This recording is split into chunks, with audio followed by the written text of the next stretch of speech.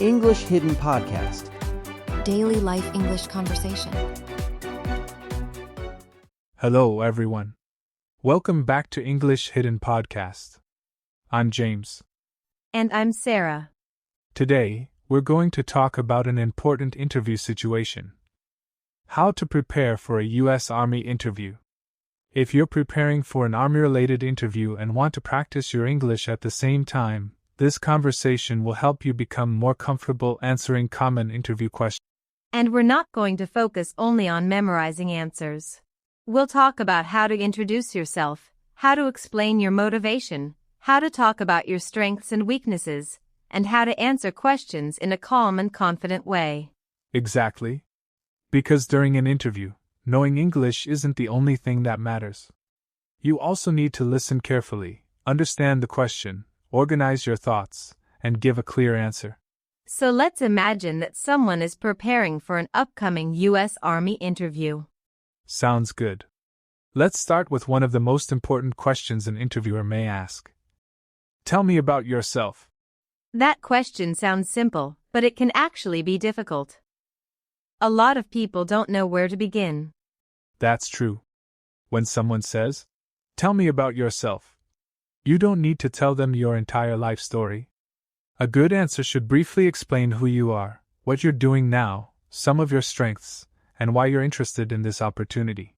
So instead of talking for 5 minutes, you could say something like, "My name is David.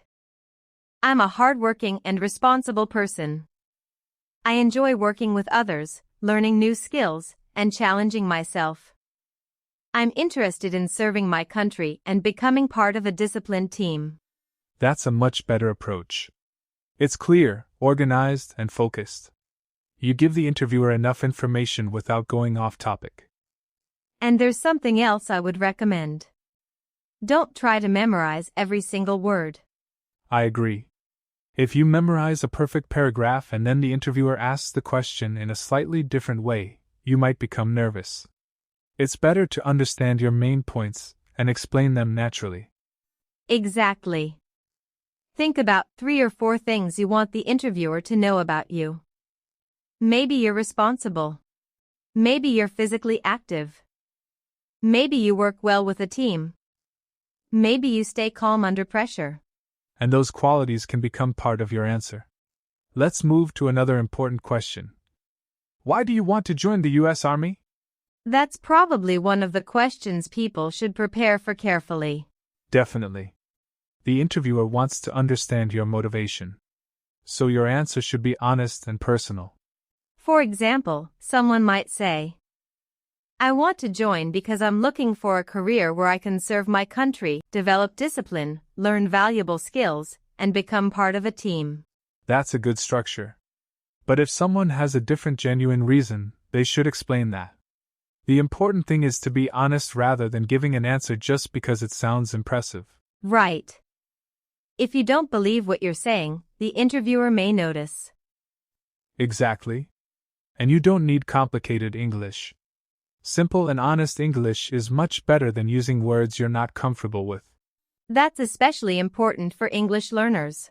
Sometimes people think they need advanced vocabulary to sound professional. But confidence doesn't come from using difficult words. It comes from understanding what you're saying. I completely agree. Now, what about the question? Why should we choose you? That's another question that can make people nervous. Because it sounds like you're being asked to talk about why you're better than everyone else. Exactly. But you don't need to criticize other candidates. Instead, focus on your own qualities. You could say, "I believe I would be a strong candidate because I'm dependable, willing to learn, comfortable working as part of a team, and committed to improving myself." That's much more professional. You're not saying, "I'm better than everyone." You're explaining what you can bring to the team. Exactly. And if you have experience that supports your answer, mention it. For example, if you've worked in a team before, you can explain what you learned from that experience. Let's talk about teamwork. An interviewer might ask, "Tell me about a time you worked as part of a team." That's a behavioral question. The best way to answer is to give a real example. For example, at my previous job, I worked with a team on a project with a tight deadline. We divided the responsibilities, communicated regularly, and helped each other when someone had a problem. We finished the project on time, and I learned how important communication and cooperation are. That's a strong answer because you're not simply saying, "I'm a good team player." And examples make your answers more believable. Exactly. Anyone can say, "I'm responsible." But if you explain a situation where you demonstrated responsibility, the interviewer gets a much clearer picture of you. What about pressure? I think that's another important topic. Definitely.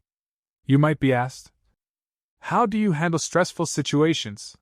A good answer could be, when I'm under pressure, I try to stay calm and focus on what I can control. I break the situation into smaller tasks, prioritize what needs to be done first, and avoid making decisions based only on emotion. That's a strong answer. And again, if you have a real example, it's even better.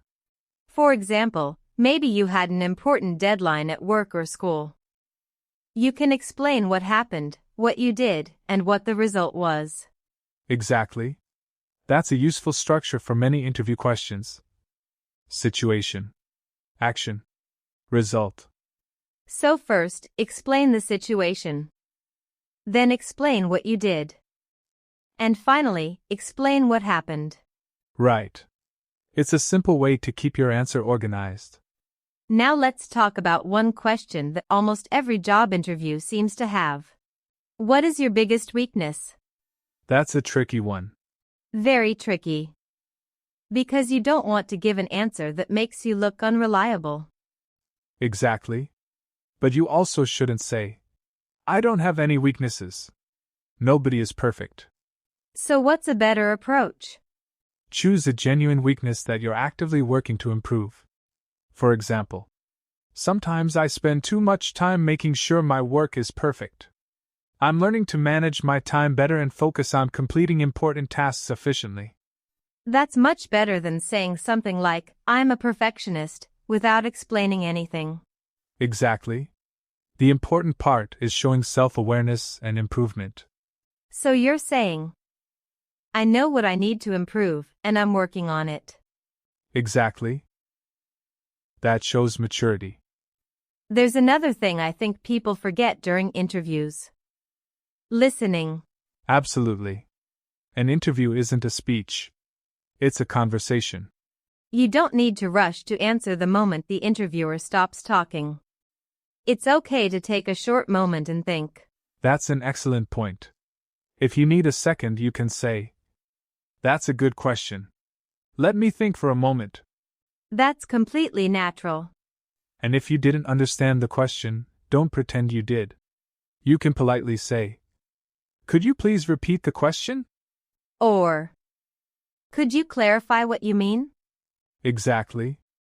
Asking for clarification is much better than giving an answer to a question you didn't understand. What about body language?